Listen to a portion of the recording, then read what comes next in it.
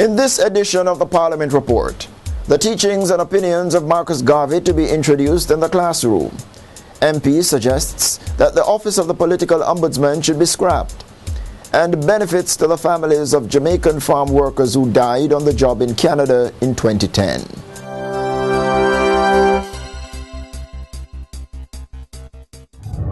The philosophies and opinions of Jamaica's first national hero, Marcus Mosiah Garvey, will be introduced in schools for the first time at the start of the new academic year in September.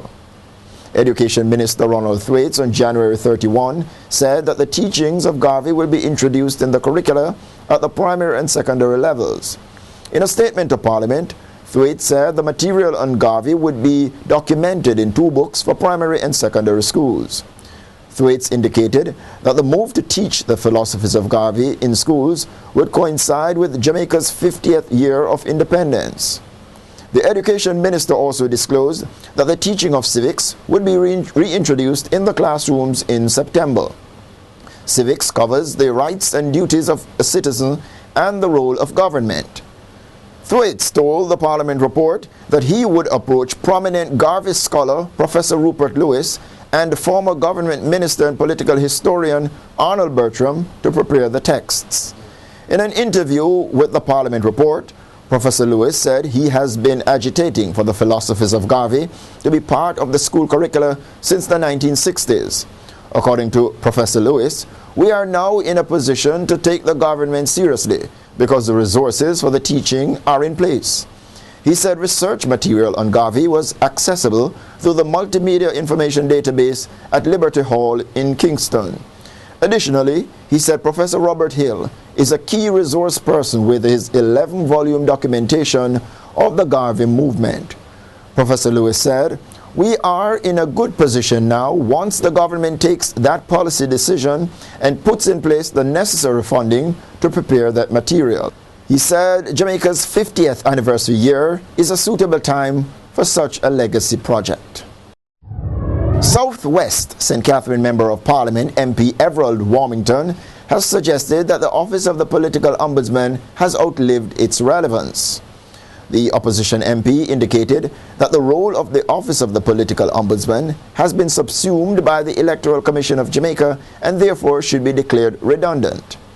Introducing a motion in Parliament on January 31, Warmington contended that in light of the creation and embodiment of the structures of the electoral process in a commission, the office of the political ombudsman is declared redundant.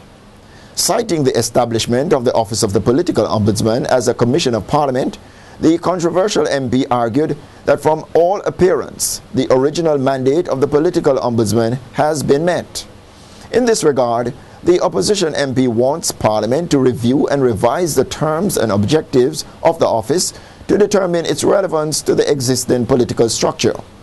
He is also questioning whether the expenditure on the office is justified.